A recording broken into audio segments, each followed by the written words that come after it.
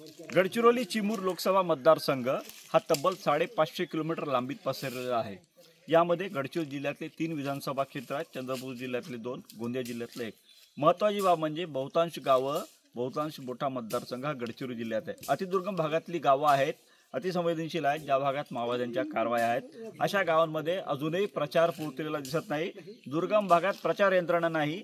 मी ज्या गावात आहे तिथं एकही झेंडा दिसत नाही, या ठिकाणी बॅनर नाही। शहराच्या प्रचाराच्या गोंगटापासून दूर अशी गावं आहेत तिथं सोशल मीडियाचा वापर नाही, कारण मोबाईलचं नेटवर्कच नाही। अशा भागात प्रचाराची परिस्थिती काय आहे, लोकसभा निवडणुकीचं काय चित्र आहे आपण जाणून घेण्याचा प्रयत्न करूया। मी ज्या गावात आहे हे अतिदुर्गम गाव आहे, गंधात जंगलात बसलेलं मुलूर मेट्टा हे गाव आहे। माओवाद्यांच्या कारवाया हालचाली असलेलं एका काळातलं हे गाव। या भागात मरके गाव म्हणून आहे, जिथे 14 जवान शहीद झाले होते। त्या गावापासून एक 3 ते 4 किलोमीटर अंतरावरचं गाव आहे। आपण इथं नागरिकांशी संवाद साधण्याचा प्रयत्न करूया, विचारूया। नमस्कार, राम राम। राम राम। काय म्हणता? बोल बोल बोल। सांगा, काय नाव काय तुमचं? नाव काय? नाव मनहेर सिंगराम हलामी। काय तुम्ही कुठं राहता? इथं राहता? मुलूर मेट्टा। काय शेती काय करता? खेती करते। शेती। इथं महत्त्वाचं म्हणजे छत्तीसगड सीमेलगत असल्यामुळे बहुतांश लोक हिंदीमध्येच बोलतात, मराठी खूप कमी लोक बोलतात। काय कोणती निवडणूक आहे माहित आहे तुम्हाला?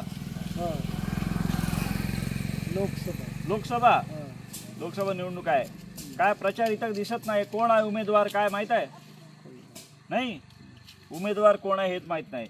प्रचारासाठी इथं गावात काय झेंडे बॅनर वगैरे कोणी नाही। काय तुमचं नाव काय काका? शत्रुघ्न। काय तुम्ही इथेच राहता ना? हो। काय परिस्थिती आहे? निवडणुकीत मतदान करता? हो। आतापर्यंत किती मतदान केलं?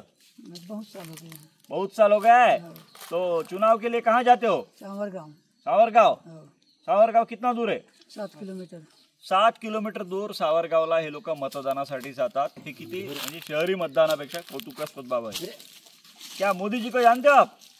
नहीं। नरेंद्र मोदी जी को जानते हो आप? फोटो में देखे। मतलब नाम पहचानते हो? नहीं।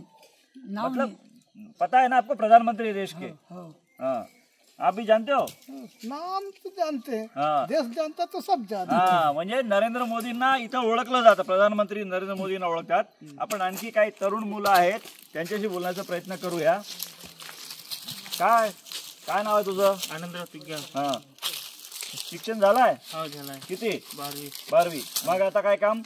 शेती करताय। निवडणूक आहे आता यावेळी? हो आहे। मग प्रचार वगैरे गावात दिसत नाही? प्रचार वगैरे नाही आलं ते, आमच्या गाव डीपला आहे म्हणून प्रचार वगैरे येत नाही। दुर्गम भाग आहे म्हणून इथं कोणी आलेलं नाही। आपल्यासोबत एक मुलगी आहे। ताई सांग, काय नाव तुझं? देवांगन। काय शिकत आहे? कोणत्या वर्गात आहे? 12वी। मतदार यादीत नाव आहे? यावर्षी आहे, म्हणजे मतदान करणार आहे। काय उत्साह आहे की नाही मतदान करायला? आहे।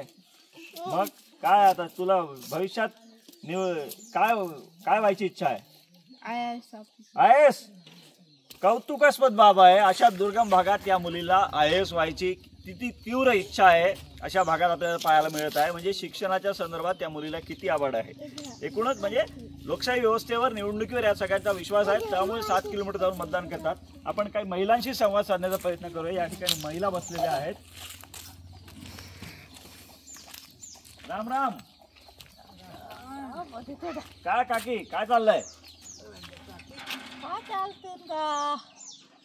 पाणी भरतायत? पाणीच नाही निघत। पाणी नाही निघत? का बरं? किती गावात काय बोरवेल दिसत आहे ना? नाही यायची। नाही एकच आहे बोरवेल। मग किती बोरवेल पाहिजेत? पाणी पाहिजे। मग कोणी उमेदवार निवडणुकीत मग मतदान टाकायला जाणार तर मग तुम्ही उमेदवारांना बोलणार नाही का पाणी पाहिजे म्हणून? आता मतदान टाकायला जाईन, मग बोलीन का नाही बोलीन। अच्छा, पण मतदानाला जाणार? मतदानाला जाणार जाऊ। मतदानाला जाणार आहेत म्हणजे समस्या सुटो घेऊन, पण मत मात्र टाकायचं आहे। काय तुम्ही मतदान करणार? मला तो नहीं आते कैसे। हिंदी में बोलिए। चुनाव में वोट डालेंगे? डालेंगे। मोदी जी को जानते हैं? जानते हैं।